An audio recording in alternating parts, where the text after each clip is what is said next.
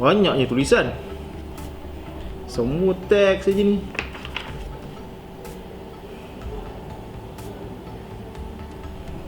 Macam mana nak faham?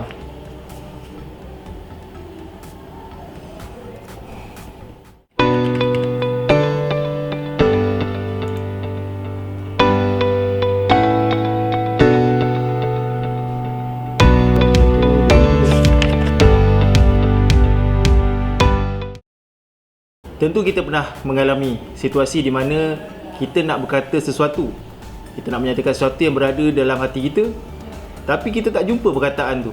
Hai, Assalamualaikum. Saya Cikgu Azrin, Cikgu Jawa dengan aksen Texas. Pernah tak kita menghadapi situasi macam ni? Kita baca buku, dah banyak muka surat, tetapi bila sampai ke pertengahan buku, rupanya kita tak faham apakah sebenarnya isi penting yang kita cari. Sedar tak sedar, sebenarnya apa yang kita cari adalah visual. Kita boleh baca, tetapi kadang-kadang kita tak boleh membayangkan situasi apa yang kita baca tadi dalam bentuk visual pemikiran. Kat situlah kelemahan kita. Kalau tak percaya, cuba ingat balik buku sejarah yang kita pernah baca dulu. Maklumat pertama yang kita jumpa tentang manusia zaman prasejarah adalah lukisan pada dinding-dinding gua. Kenapa dia orang lukis? Kenapa dia tak tulis?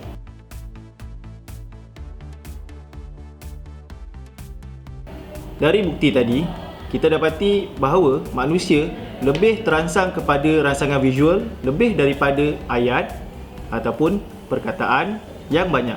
Ataupun kita boleh katakan manusia lebih faham visual dahulu daripada teks. Visual adalah salah satu bentuk komunikasi. Ianya memudahkan penyampaian fakta ataupun maklumat. Contohnya, fakta dalam bentuk nombor, teks yang panjang lebih mudah jika ianya dihasilkan dalam bentuk visual ataupun gambar. Kita mesti selalu dengar orang cakap, kalau tak faham, lukis. Jadi poin yang nak disampaikan di sini adalah visual memberikan peranan yang sangat besar pada kehidupan kita untuk berkomunikasi.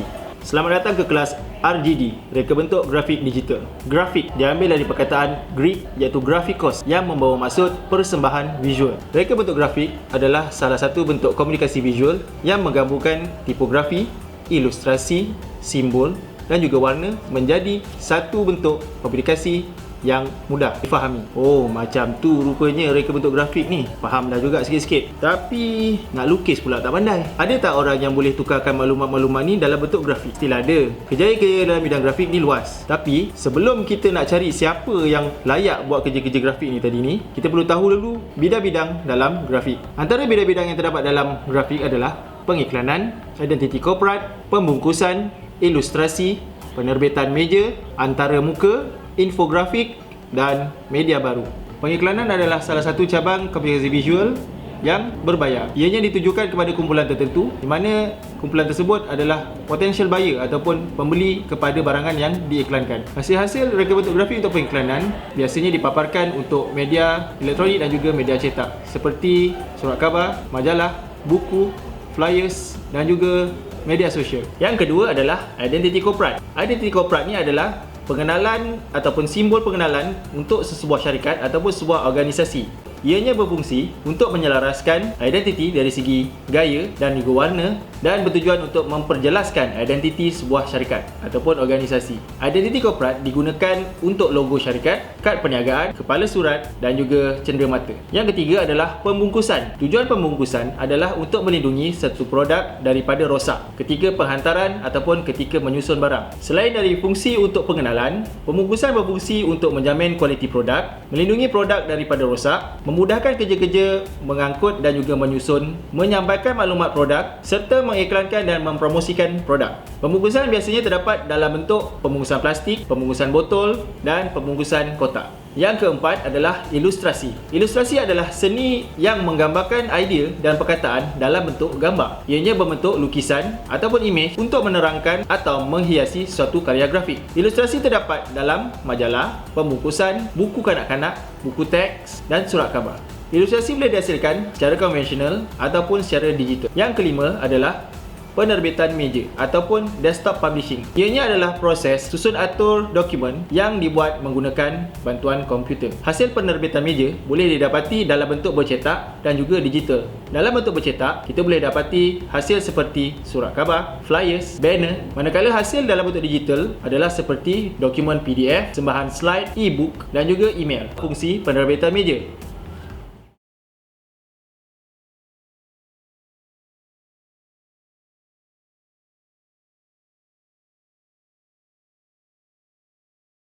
Yang keenam, antara muka pengguna. Antara muka pengguna ataupun user interface adalah rekaan yang menghubungkan antara manusia dan juga alatan komputer. Ianya untuk membantu manusia mengendalikan perkakasan dan juga perisian untuk menyenangkan kerja. Antara muka pengguna membolehkan pengguna berinteraksi dengan alatan elektronik seperti telefon bimbit, komputer, alatan rumah dan alat kelengkapan pejabat. Yang ketujuh adalah infografik. Infografik adalah singkatan daripada informasi dan juga grafik. Ianya memudahkan pengguna untuk memahami setiap data ataupun statistik dengan mengubahkan data tersebut kepada bentuk visual. Jadi, data lebih mudah difahami. Ianya adalah himpunan daripada image, data, graf, carta yang digabungkan untuk menyampaikan ataupun memudahkan data menjadi visual yang lebih mudah dan lebih cepat difahami. Yang ke-8 adalah media baharu, merangkumi teknologi-teknologi terkini yang lebih organik, di mana bila pengguna mahukan interaksi dengan internet yang lebih luas tanpa sepadan. Contoh media baharu adalah pertama, media sosial seperti Facebook, Instagram dan Twitter. Yang kedua, kedai atas talian ataupun online shop seperti Shopee dan juga Lazada. Yang ketiga, enjin carian seperti Google, Yahoo ataupun Microsoft Bing. Yang keempat, portal berita seperti Utusan Online, Metro Online dan awani.com. Yang keenam, platform komunikasi email seperti Gmail, Yahoo Mail dan Microsoft Outlook. Yang ketujuh, permainan online seperti Farmville, Mobile Legends, PUBG dan GTA. Yang ke-8, aplikasi augmented reality ataupun virtual reality seperti Dulux, Visualizer, Drawbook dan teeth brushing games. Yang ke-9, motion graphic seperti Music Block Template, Aquarium Shop Template dan Layef Rebrand. Info tambahan, aplikasi Spotify dan Joox juga termasuk dalam media baharu dalam kategori penstreaman kandungan. Okey, setelah kita mengetahui bidang-bidang grafik, barulah kita boleh mengenal pasti kerjaya-kerjaya dalam bidang grafik. Sekarang kita nak kenal pasti pula kerjaya dalam bidang grafik.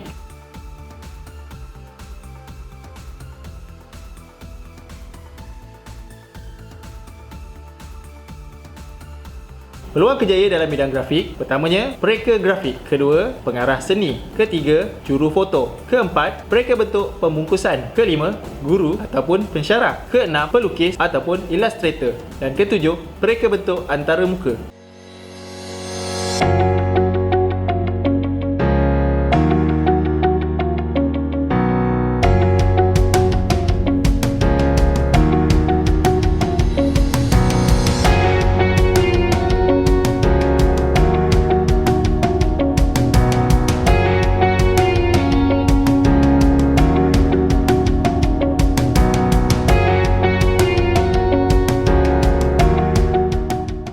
Baik, merujuk kepada peluang kerjaya yang telah saya sebutkan awal-awal tadi, kita akan lakukan kajian kes untuk menilai dan memilih kerjaya-kerjaya yang terlibat secara langsung dalam penghasilan produk-produk grafik yang memerlukan sentuhan reka bentuk grafik.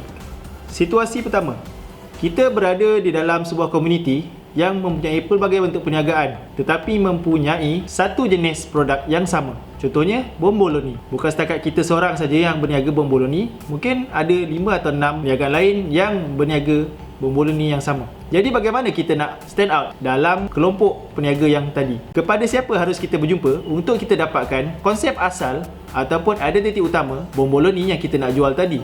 Cuba fikirkan. Situasi kedua, apabila kita telah mempunyai identiti kita sendiri untuk produk bomboloni tadi, ke mana pula kita nak realisasikan dalam bentuk rekaan grafik? Pada siapa harus kita berjumpa? Elemen utama yang perlu dimasukkan ke dalam setiap pengiklanan adalah visual ataupun gambar. Kepada siapa harus kita bawa produk kita untuk dirakam gambarnya untuk digunakan dalam reka bentuk grafik yang akan digunakan sebagai pengiklanan. Situasi keempat, apabila produk kita telah sedia untuk dipasarkan, bagaimana pula aspek penjagaan kualiti dan juga pemindahan barang? Dalam bentuk seperti manakah produk kita tadi perlu dibungkus supaya menyenangkan pemindahan barang dan juga penyimpanannya? Pada siapa harus kita berjumpa? Dengan meletakkan diri kita kepada pemilik produk, kita boleh memilih hala tuju ke mana perlu kita bawa produk kita untuk melalui proses-proses perekaan sehinggalah kepada pemasaran. Ingat, reka bentuk grafik adalah satu bentuk pemujukan supaya pelanggan-pelanggan kita tertarik dengan produk yang kita ada. Cuba tentukan kepada pihak-pihak mana yang harus kita jumpa untuk kita mendapatkan khidmat reka bentuk kepada produk kita tadi. Selamat menjalankan kajian.